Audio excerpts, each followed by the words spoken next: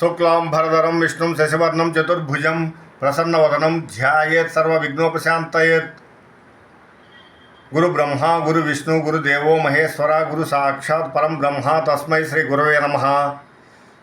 ఆపదాం భర్తారాం దాతారాం సర్వసంపదాం లోకాభిరామం శ్రీరామం భూయో భూయో నమామ్యహం. శ్రీరామ రామ రామేతి రమే రామే మనోరమే సహస్రనామ తత్తుల్యం రామనామ వరాననే.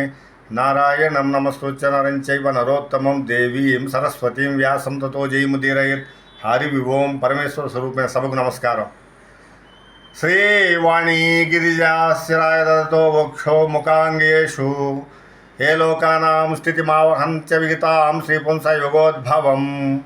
తే వేదత్రయమూర్తయ శ్రీపురుష సంపూజితా వత్సురై భూయాసుహ పురుషోత్తమాం భుజభవ శ్రీకంధరా శ్రేయసే.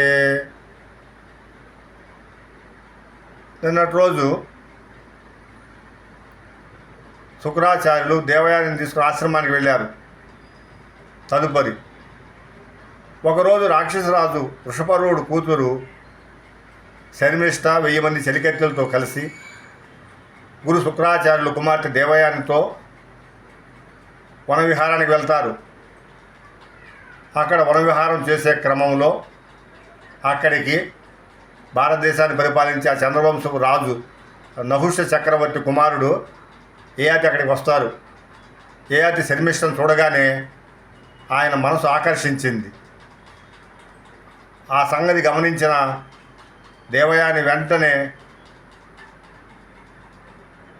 అందరితో అన్నది, ఈయన నాకు తెలుసు అని చెప్పి అన్నది.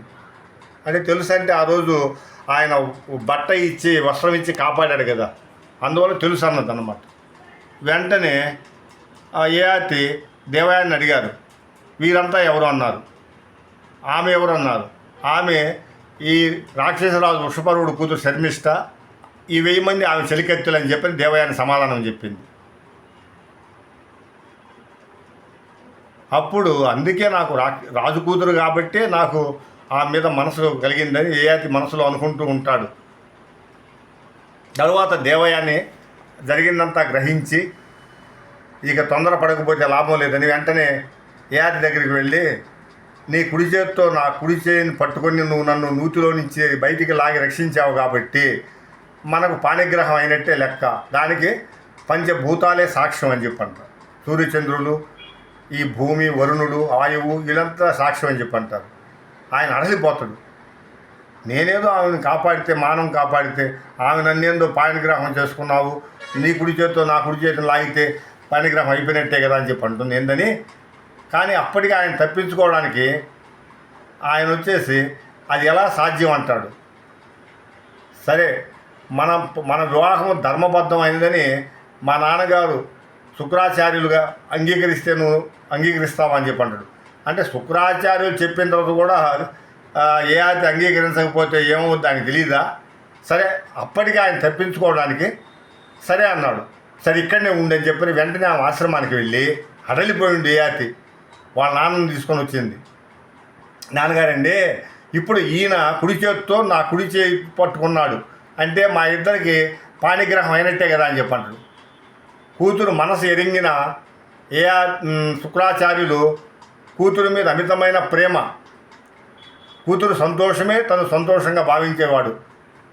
కూతురు మనసులో ఆయన పట్ల ఆ పూజ్యభావన, పతి అనే పూజ్యభావన ఉందని గ్రహించిన శుక్రాచార్యులు ఆయన త్రికాల జ్ఞాని.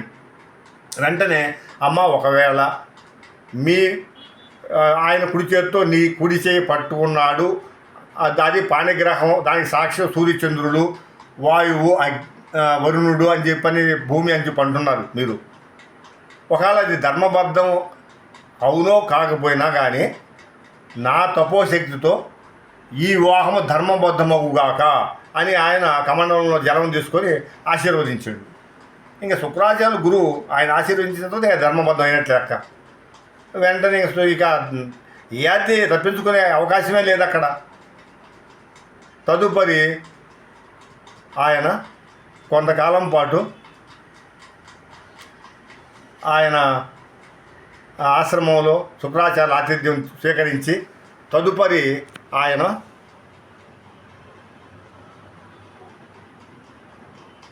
ఒకరోజు ఇక ఆయన హస్తినాపురానికి ఆయన అక్కడికి రాజధానికి బయలుదేరుతూ ఉంటే ఇక సాగనంపాలి కదా ఏమిని.